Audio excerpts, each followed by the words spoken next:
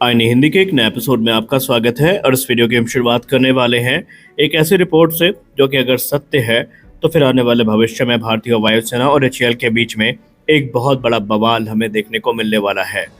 Hindustan aeronautics limited अपनी पुरानी legacy को मेंटेन करती नजर आ रही है, जहां पर पहले टाइमलाइन के बारे में बोल देना, फिर उस टाइमलाइन की हाइप क्रिएट करना और उसके बाद उस टाइमलाइन में डिले फैक्टर को ऐड कर देना। ये आमतौर पर एक ऐसा घटनाक्रम है जो आपको हिंदुस्तान एरोनॉटिक्स लिमिटेड की तरफ से देखने को मिलता रहता है। और निसंदेह हमारे मन में तो अब एचएएल को लेकर जब भी कोई रिपोर्ट आती है तो पहले तो खुशी से पहले वो एक जो डाउट या संदेह की भावना उत्पन्न होती है वो देखने को मिलती है कि क्या वाकई ये जो चीज़ कमिट करते हैं उस पर बने रह पाएंगे। हम बात कर रहे हैं तेजस मार्क टू की।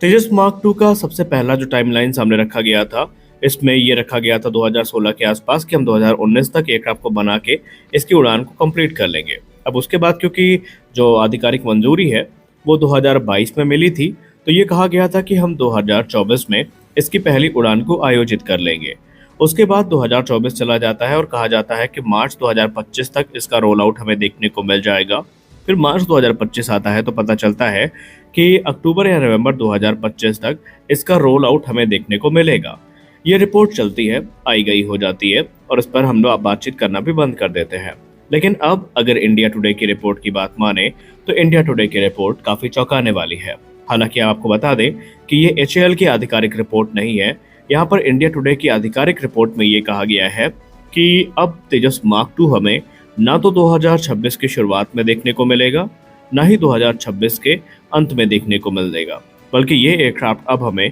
2027 में देखने को मिलेगा। जी हाँ, इंडिया टुडे के रिपोर्ट में यहाँ पर कहा गया है कि हिंदुस्तान एरोनॉटिक्स लिमिटेड 2027 में तेजस मार्क टू का जो टेस्ट है या रोल आउट है वो करेगी। अब कारणों के पीछे के बारे में कुछ भी नहीं बताया गया है और अगर ये रिपोर्ट सही है तो निसंदेह अब भारतीय वायुसेना के सब्र का बांध टूटेगा और यहाँ पर हमें कुछ बड़े उल्लेखनीय डिसीजन आते दिखाई पड़ सकते हैं। हालांकि माना जा रहा है कि इसके पीछे जो कारण हो सकता है वो बहुत सारे अलग अलग अध्ययन हैं तो तेजस मार्क टू को लेकर किए जा रहे हैं, लेकिन ये रिपोर्ट काफ़ी चिंता का विषय भारत के लिए है। कल ही हमने चाइना के विक्ट्री डे परेड में देखा कि चाइना न सिर्फ अपने इंडिजिनस फाइटर एयरक्राफ्ट की अच्छी खासी फ्लीट को प्रदर्शित कर रहा था, बल्कि उन्होंने जो भविष्य के 5th और 6th जनरेशन फाइटर एयरक्राफ्ट है उसका भी अच्छा खासा कॉन्ट्रास्ट सामने रखा। और हम भारत पे अभी 4.5 जनरेशन के एयरक्राफ्ट को लेकर स्ट्रगल कर रहे हैं। हम ये बात मानते हैं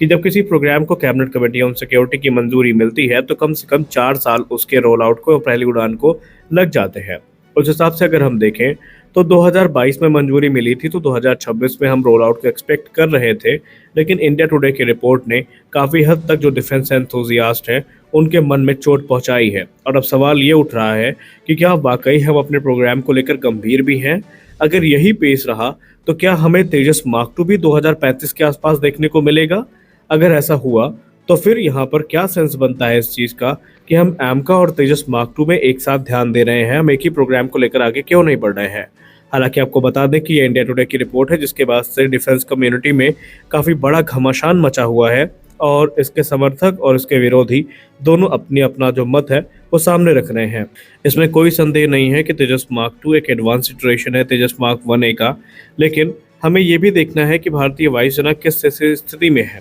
भारतीय वायुसेना के मिग-29, जैगुआर और मिराज की रिटायरमेंट की जो डेट है वो पूरे हद तक जो तेजस मार्क टू का रोल आउट है उसी पर निर्भर करने वाली है। और अगर ऐसे ही यहाँ पर रोल आउट पुश होता रहा तो फिर कैसे भारतीय वायुसेना अपने घटते स्क्वाड्रन की क्षमता से उभरेगी, ये तो फिर भगवान ही मालिक है। फिलहाल हम तो आशा करते हैं कि इंडिया टुडे की ये रिपोर्ट एचएएल की तरफ से जल्दी इसका खंडन किया जाए और एचएएल इस पर आधिकारिक बयान जारी करे, क्योंकि अगर डिले हो रही है तो भारत के लिए अब ये स्थिति काफ़ी भयावह है और ना चाहते हुए भी हमें भारतीय वायुसेना की ज़रूरत को पूरा करने के लिए अब जो एमआरएफए जैसे प्रोग्राम है या तो इनके बैचेस अलग अलग बैच के ऑर्डर पे जाना पड़ेगा या फिर 5th जनरेशन फाइटर एयरक्राफ्ट जैसे कि SU-57 हो गए, इनसे अपने रिक्वायरमेंट को पूरा करना पड़ेगा, क्योंकि भारतीय वायुसेना अब डिले अफोर्ड करने की स्थिति में बिल्कुल भी नहीं है। हम एक तरफ ऑलरेडी तेजस मार्क 1A को लेकर स्ट्रगल कर रहे हैं और अगर तेजस मार्क 2 को लेकर के भी ऐसी रिपोर्ट सामने आना शुरू हुई है तो ये भारतीय वायुसेना के लिए बहुत ही चिंता का विषय है। और इस समय अब सरकार को अपनी जो नीति है उसमें बदलाव करने होंगे और जो सख्त रवैया है जो संस्था है इनके ऊपर बनाना होगा। आपका इसको लेकर क्या विचार है, आप कमेंट सेक्शन में ज़रूर बताएं।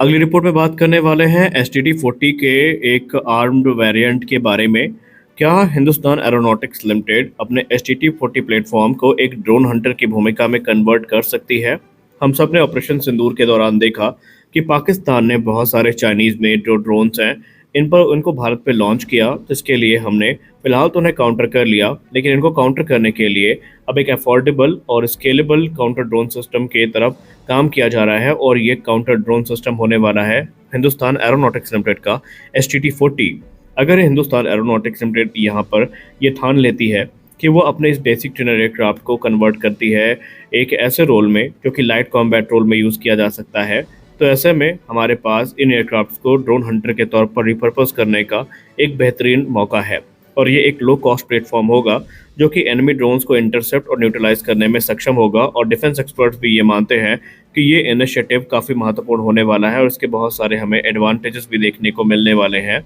और यहाँ पर सबसे खास बात ये है कि जहाँ पर हम हाई एंड फाइटर एट और महंगे एयर डिफेंस सिस्टम को यूज़ करते हैं उन्हें काउंटर करने के लिए, तो वही काम काफ़ी अफोर्डेबल वे में इस एयरक्राफ्ट की सहायता से किया जा सकता है। STT-40 को HAL की तरफ से विकसित और बनाया जाता है, जहाँ पर आडा के साथ कोलैबोरेशन में ये काम हुआ है और ये भारत का सेल्फ रिलायंस जो है डिफेंस सेक्टर में उसका एक प्रमाण भी है। 2016 में इसकी पहली उड़ान हुई थी और उसके बाद से ये एयरक्राफ्ट हमेशा चर्चा में बना रहा। इसमें हमें टैंडम सीट देखने को मिलती है, लो विंग टर्बोप्रॉप देखने को मिलता है और इसको पावर करने के लिए हनीवेल TPE 331-12B इंजन का यूज़ किया जाता है, जो कि 1100 शाफ्ट हॉर्स पावर को जनरेट करता है। इसका maximum take off weight 2.3 ton का है और सर्विस सीलिंग 21,000 फीट की है। इसका एंड्योरेंस टाइम 3.5 घंटे से ज़्यादा का है और इसे बेसिक और इंटरमीडिएट पायलट ट्रेनिंग के लिए ऑप्टिमाइज किया जा सकता है। और क्योंकि इंडियन एयरफोर्स 70 यूनिट्स के लिए कमिटेड है, तो इनकी जो एस्टिमेटेड कॉस्ट आई थी वहाँ पर वो 6,000 से लेकर 7,000 करोड़ रुपए के बीच में आई थी और इनके जो प्रोडक्शन को तेज करने की कवायद है ये भी शुरू कर दी गई है और इसीलिए STT-40 को एक आइडियल कैंडिडेट माना जाता है इस पूरे रोल के लिए। एक्सपर्ट्स मानते हैं कि इसमें कुछ की अपग्रेड्स जैसे कि सेंसर सूट इंटीग्रेशन हो गया, वेपनाइजेशन हो गया, इसके अलावा जो एवियोनिक्स हो गई और दूसरी एनहेंसमेंट है, उसके बाद इसको एंटी ड्रोन रोल में यूज़ किया जा सकता है। जहाँ पर सबसे खास बात तो ये है कि इसे air to air missile gun pods के अलावा जो नॉन कैनेटिक अल्टरनेटिव्स हैं जैसे कि डायरेक्टेड एनर्जी लेजर्स हो गई, जिसमें DRDO के 10 किलोवाट हो गई वो लेज़र हो गई, उसको यहाँ पर अगर पॉड्स की सहायता से इंटीग्रेट किया जाता है तो फिर यहाँ पर जो एडवांटेजेस हैं वो काफ़ी ज़्यादा हो सकते हैं। हालांकि HAL इस पे काम करेगी या नहीं करेगी वो तो बात की बात है, लेकिन ये एक बेहतरीन अल्टरनेटिव हो सकता है पाकिस्तानी ड्रोन्स को काउंटर करने के लिए। देखते हैं बाकी आगे चल के इस क्षेत्र में हमें क्या देखने को मिलता है, क्योंकि HAT-36 को लेकर तो ऑलमोस्ट कंफर्म है कि इसका जो वेपनाइज वेरिएंट है वो हमें देखने को मिलेगा। इस वीडियो में बस इतना ही, मिलते हैं अगले वीडियो में, तब तक के लिए जय हिंद।